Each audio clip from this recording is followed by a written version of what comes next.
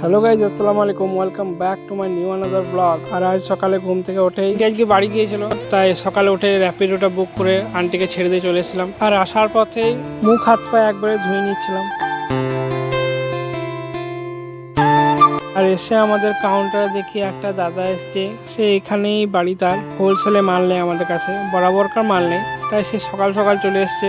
আজ দোকান খোলার আগেই তাকে মালগুলো সিলেকশন করে সে চয়েস করে নিয়ে নিচ্ছিল হোলসেলে। আর এই দাদা কয়েকটা তুলি বাটিকার পর পাঞ্জাবি নিয়েছে, তসরের মধ্যে শাড়ি নিয়েছে, সেমি সিল্কের মধ্যে শাড়ি নিয়েছে, এই ধরনের এক জাম্বু নিয়েছে। সেটাই পার করে দিয়ে চলে এসেছিলাম। আর সে এবার রান্না বান্না করা পালা আমাদের। আমি আর কটাই দুজনে চলে এসেছি এবার যেখানে আমরা রান্না করব। আমার সাথে সাথে যত শিল্পীরা আছে সবাই এখানে রান্না করে। সেখানে কটাই থেকে সমস্ত মালগুলো পৌঁছিয়ে দেওয়ার পর আমি ভাতের চাল দেওয়ার জন্য চলে এসেছিলাম। তারপর ভাতের হাঁড়িটা গ্যাসে চাপিয়ে আমি চলে এসেছিলাম নাস্তা করতে।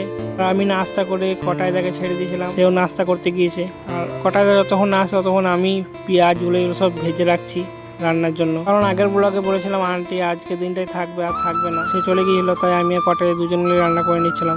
আমরা যে কয়েকজন শিল্পী ছিলাম চলে রান্নাঘরটা ফুল হয়ে গিয়েছিল, তাই এরা সব বাইরে রান্না করছিল। দেখুন বৃষ্টির দিনে বাইরের অবস্থা, এখন প্রতিদিনই প্রায় বৃষ্টি হয়।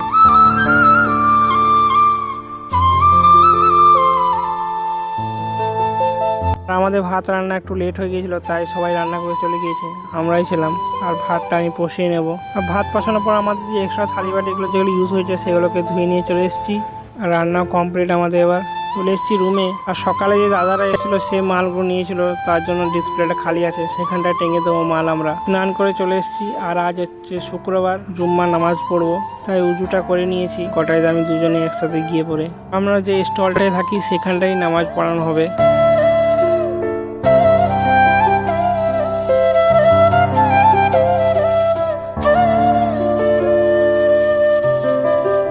আমরা নামাজ পড়ে চলে এসেছি। আর মেলাতে লাইটিংও দিয়ে দিয়েছে। এবার দোকানটা সাজানো কমপ্লিট আমাদের।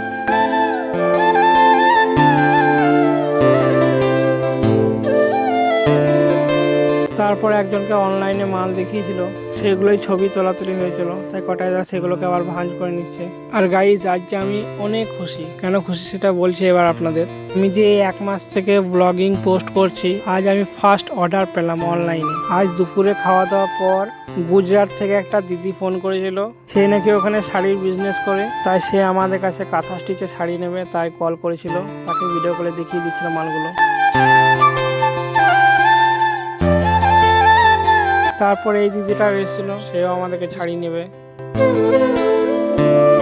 সেও প্রায় দেখুন এই দেখুন 1 জাম্বু মতন মাল নিয়েছে। আমাদের এই মেলায় একটা শাড়ির অফার চলছে, যদি কেউ শাড়ি নিতে ইচ্ছা ব্যবসা করার জন্য তো অবশ্যই কমেন্ট করবেন। সেই অফার শুনেই সবাই বেশি করে শাড়ি নিচ্ছে। আর আপনারা যদি কেউ এই পুজোতে কাঁথা স্টিচ শাড়ি বিজনেস করতে চান তাহলে অবশ্যই কন্ট্যাক্ট করে নেবেন, সব শাড়িতে এখন অফার চলছে।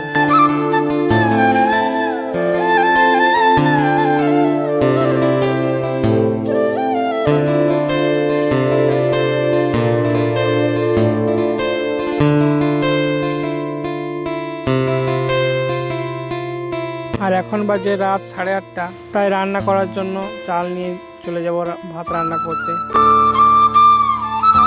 তাই চলে এসেছি ভাতের হাঁড়িটায় চালগুলো ধুতে। চালগুলো ধুয়ে নেওয়ার পর আমাদের গ্যাসটা নিয়ে চলে এসেছি, সেখানটা এবার ভাতটা চাপিয়ে দেবো গ্যাসটা অন করার পর।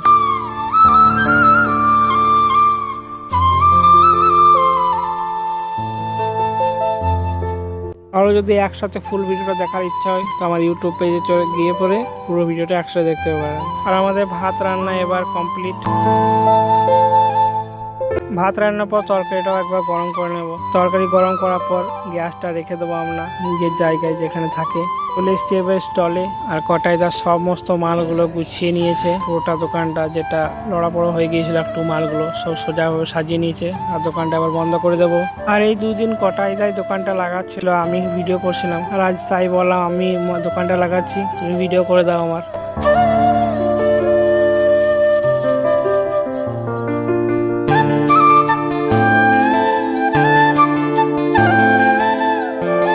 দোকানটা বন্ধ করার পর বোতলগুলোতে জল ভরে নিচ্ছিলাম।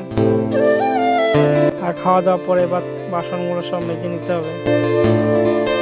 আমি সব মেজে নিচ্ছিলাম, কটায় সব ধুয়ে নিচ্ছিল। আমাদের বাসন মাজা এবার কমপ্লিট। এবার রুমে এসে বিছানাটা করে শুয়ে পড়বো। আর আজকের মতন ব্লগটা এখানেই শেষ করলাম। ভিডিওটি ভালো লাগলে অবশ্যই পেজটাকে ফলো করে নেবেন। দেখা হচ্ছে নেক্সট ব্লগে। টাটা।